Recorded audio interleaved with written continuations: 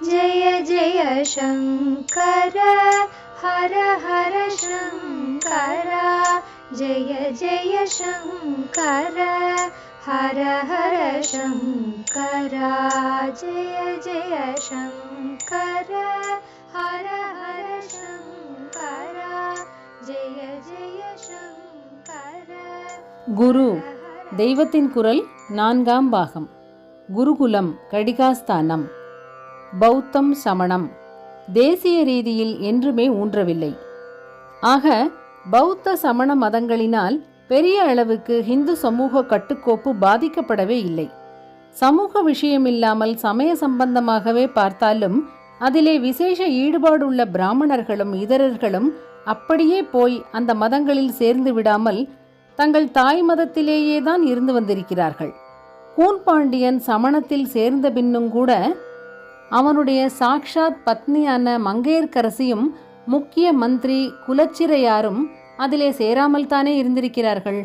இதையெல்லாம் விட நாம் எடுத்துக்கொண்டுள்ள விஷயத்துக்கு முக்கியமாக பௌத்த சமண வித்யாசாலைகளுக்கு போய் கல்வி கற்றவர்கள் கூட அப்ராமணர்களில் அப்படியொன்றும் பெருவாரி இல்லை. குலத்தொழிலையே அவர்கள் தொடர்ந்து செய்ததால், அதாவது முன்னேயே நான் எடுத்துக்காட்டினார் போல், இதற்கு வீட்டு பெரியவர்களுடன் சேர்ந்து தொழில் செய்ய ஆரம்பிப்பதே பிராக்டிக்கல் கல்வியாக அமைந்து விட்டதால் அவர்களுக்கு பள்ளிக்கூடம் போய் தனியாக வித்யாபியாசம் செய்ய வேண்டும் என்று இல்லை. ஆனாலும் தங்களுக்கும் எல்லா விஷயமும் வித்தியாசமில்லாமல் கற்றுக் கொடுக்கும் பள்ளிக்கூடங்கள் ஏற்பட்டிருக்கின்றன என்பதில் அறிவு நாட்டம் கொண்ட கொஞ்சம் அப்ராமணர்கள் மட்டும் அவற்றிலே சேர்ந்து கற்றுக்கொண்டார்கள். மொத்த பாப்புலேஷனில் இவர்கள் பெருவாரியாக இல்லை. ஆனாலும் இதற்காகவே முன்னைவிட நிறையவும் பெரிசாகவும் வித்யாசாலைகள் ஏற்படத்தான் செய்தன. அதற்கப்புறம் அவர்களுடைய பிக்ஷு சங்கத்திலேயே சேர்ந்தவர்கள் சமூகத்தில் மிக குறைவான சதவிகிதத்தினர்தான். முன்னைவிட அதிகமாக பிக்ஷுக்கள் பெருகி அதனால் பிக்ஷு தர்மம் நீர்த்து கேலி செய்கிற அளவுக்கு போய்விட்டது என்பது வாஸ்தவந்தான் என்றாலும் இதனால் ஜனங்களில் பெரிய சதவிகிதத்தினர் இப்படி துறவியானதாக அர்த்தமில்லை. இதற்கு முன்னெல்லாம் முக்கியமாக பிராமண ஜாதியினர் மட்டுமே முதல் 3 ஆசிரமங்களை வகித்துவிட்டு அப்புறம் சந்நியாசாசிரமம் ஏற்றார்கள். அவர்களிலே கொஞ்சம் பேர் நேராக பிரம்மச்சரியத்திலிருந்து சந்நியாச ஸ்வீகாரம் செய்து கொண்டார்கள். அப்போது பாப்புலேஷனில் சந்நியாசிகள் 1%, 0.5% இருந்ததாக வைத்து கொண்டால், பௌத்த ஜைன மதங்கள் ஏற்பட்டு சகல ஜாதிகளிலிருந்தும் அந்த மதங்களின் பிக்ஷு சங்கத்தில் ஜனங்கள் சேர இடமேற்பட்ட போது பாப்புலேஷனில் 4-5% சந்நியாசிகளானதாக வைத்து கொள்ளலாம். பாக்கி 90%க்கு மேலானவர்கள் பழையபடியே தான் இருந்து கொண்டிருந்தார்கள். ஆனாலும் ஒரு டாக்டர் இருக்கிற ஊரிலே 3 டாக்டர்கள் வந்தால் கூட ரொம்ப ஜாஸ்தியாக தெரிகிறது போல 1-1/2% என்பது 4-5 என்பதாக பல மடங்கு பெருகின போது மிக நிறைய பிக்ஷுக்கள் உண்டாகிவிட்டார் போன்ற எண்ணம் ஏற்பட்டது. அதுவும் தவிர ஹிந்து சந்நியாசிகளைப் போல ஒவ்வொருவரும் தனித்து ஏகாந்தமாக சஞ்சாரம் பண்ணி கொண்டிருக்காமல் சங்கம் சங்கம் என்று இந்த பிக்ஷுக்கள் கூட்டமாக ஒன்று சேர்ந்ததாலும் ஒரு இடத்திலே கூடி கல்விச்சாலைகள் நடத்தினதாலும் பெரிய அளவில் இருக்கிறார் போல் தோன்றலாயிற்று. கண்டிப்பான கடும் விதிமுறைகளை உடைய சந்நியாசாசிரமத்திலே சமூகத்தின் 4-5% ஜனங்கள் இருந்தால் கூட தாங்காது. அதன் ஒழுக்கம் தளரத்தான் செய்யும். பிற்பாடு அப்படித்தான் ஆயிற்று. மொத்தத்தில் சமூக அமைப்பிலே தொழில் முறையில் வர்ண தர்மம் விசேஷமாக பாதிக்கப்படாமலும் சமயத்துறையில் கூட வைதீகானுஷ்டானங்களும் வைதீக வித்யைகளும் நலிந்தாலும் ஒரே அடியாய் எடுபட்டு போய் அவைதீக சம்பிரதாயங்கள் கொழுந்துவிட்டு ஓங்காமலும் தான் எப்போதுமே இந்த தேசத்தில் பொதுவாக இருந்திருக்கிறது. அறிவாளிகள் மட்டத்திலும் அரசாங்க ஆதரவாலும் சிற்சில சமயங்களில் மட்டும் வைதீகம் சற்று அதிகமாக நலிந்து அவைதீக மதங்கள் அதிக வலுவோடு இருந்திருக்கின்றன. அப்படிப்பட்ட சமயங்களில் ஒரு சங்கரர் ஒரு சம்பந்தர் வந்து வைதிகத்தை முன்னை காட்டிலும் பிரகாசமாக தூண்டிவிட்டிருக்கிறார்கள். வெள்ளைக்கார சரித்திராசிரியர்களிலும் எல்லோரும் பக்ஷபாதிகள் என்று சொல்லக்கூடாது. எங்கேயும் சத்தியத்தை மதிப்பவர்கள் உண்டு. இப்படி தனி மனிதர்களிலும் உண்டு, ஸ்தாபனங்களிலும் உண்டு.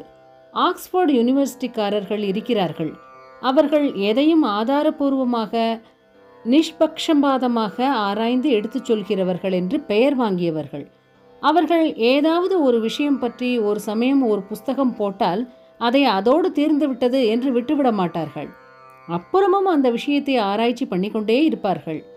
புது ஆராய்ச்சிகளில் பழைய அபிப்பிராயத்துக்கு மாறுதலான அபிப்பிராயங்கள், கூடுதலான சமாச்சாரங்கள் கிடைத்து இதுதான் ஆதாரபூர்வமானது என்று உறுதிப்பட்டால் தயங்காமல் அதை ஏற்றுக்கொண்டு புஸ்தகத்துக்கு புது எடிஷன் போட்டோ அல்லது புது புஸ்தகம் போட்டோ அதிலே அதை தெரிவித்து விடுவார்கள். இம்மாதிரி அவர்கள் Indian history போட்டிருக்கிறார்கள்.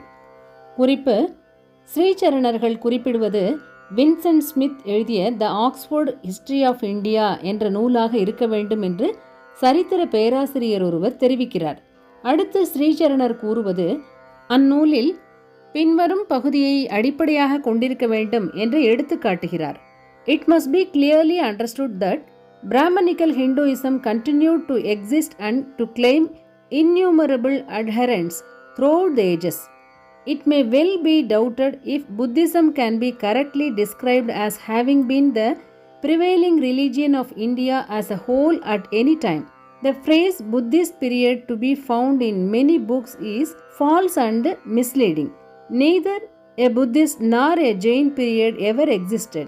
From time to time, Buddhism and Jainism obtained exceptional success and unusually large percentage of adherents in the population of one kingdom or another, but neither heresy ever superseded Brahmanical Hinduism. அதிலே ரொம்பவும் அழுத்தம் திருத்தமாக ஒவ்வொரு சமயத்தில் இந்திய தேசத்தின் அநேக ராஜ்யங்களில் ஒன்றிரண்டில் பௌத்த ஜைன மதங்கள் அதீதமான செல்வாக்கு பெற்றிருந்ததுண்டு. அந்த ராஜ்யங்களின் ஜனத்தொகையில் மிகவும் ஏராளமானவர்கள் அம்மதங்களை தழுவியதுண்டு. ஆனாலும் எந்த ஒரு சமயத்திலேனும் தேசம் முழுவதும் பரவிய பெரிய மதமாக அவை இருந்திருக்கிறதாக யாராவது வர்ணித்தால் அது ரொம்பவும் கேள்விக்குரியதே ஆகும். தொன்று தொட்டு ஒவ்வொரு காலத்திலும் பிராமணர்களின் இந்து மதம் ஜீவித்தே வந்திருக்கிறது. அதை பின்பற்றுபவர்களாக ஏராளமான ஜனங்கள் எல்லா காலங்களிலுமே இருந்திருக்கிறார்கள் என்பது நிசந்தேகமாக, அதாவது ஐயத்துக்கு இடமில்லாமல் புரிந்து கொள்ள வேண்டிய விஷயம். அநேக புஸ்தகங்களில் இந்தியாவில் பௌத்த காலம், ஜைன காலம் என்று சில காலகட்டங்கள் இருந்ததாக சொல்லி இருப்பது தப்பு. அது வேண்டுமென்றே தவறான அபிப்பிராயத்தை கொடுப்பதாகும். பௌத்த காலம் என்ற ஒன்றோ ஜைன காலம் என்ற ஒன்றோ இந்தியாவில் இருந்ததே கிடையாது.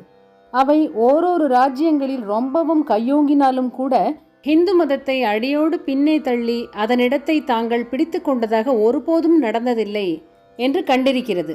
கல்வி விஷயமாக பேச ஆரம்பித்துவிட்டு இதையெல்லாம் ஏன் சொல்லிக் கொண்டிருக்கிறேன் என்றால், இதற்கும் அதற்கும் சம்பந்தம் இல்லாமல் இல்லை. கல்வி என்றால் அது உண்மையை தெரிவிப்பதாக அல்லவா இருக்க வேண்டும். தற்போது நம்முடைய குழந்தைகளுக்கு தரப்படுகிற கல்வியிலோ உண்மைக்கு மாறாக நம் தேசத்தில் நாகரிக வாழ்வு உண்டாகி சிறிது காலத்திலேயே புத்தரும் ஜீனரும் தோன்றி வேத வழிமுறையான வாழ்க்கை போக்கை ஒரு கலக்கு கலக்கி நெடுங்காலம் தேசத்தில் அவர்களுடைய சித்தாந்தங்கள் பலமாக பரவியிருக்கும்படி செய்தார்கள் என்று ஹிஸ்டரி சொல்லிக் கொடுக்கப்படுகிறது. கல்வி சம்பந்தமாக பேசும்போது இந்த பெரிய கோளாற்றை சொல்லத்தானே வேண்டும். பெரிசாக யூனிவர்சிட்டி, டெக்ஸ்ட் புக் கமிட்டி, அது இது என்று வைத்து விட்டதால் உண்மையான கல்வி போதிக்கப்படுவதாக அர்த்தமில்லை என்று எடுத்து காட்டுவதும் குரு சிஷ்யர்கள் என்ற தனி மனிதர்களின் ஹிருதய சுத்தி, வாழ்க்கை தூய்மை ஆகியவற்றை மையமாக கொண்டே நடந்த குருகுல கல்வியின் சிறப்பை ஒரு விதத்தில் அண்டர்லைன் பண்ணி காட்டுகிறது. பௌத்தம், சமணம் தேசிய ரீதியில் என்றுமே ஊன்றவில்லை. நாளை தொடரும். ஜெய ஜெய சங்கர, ஹரஹர சங்கர. மகாபெரியவா சரணம்.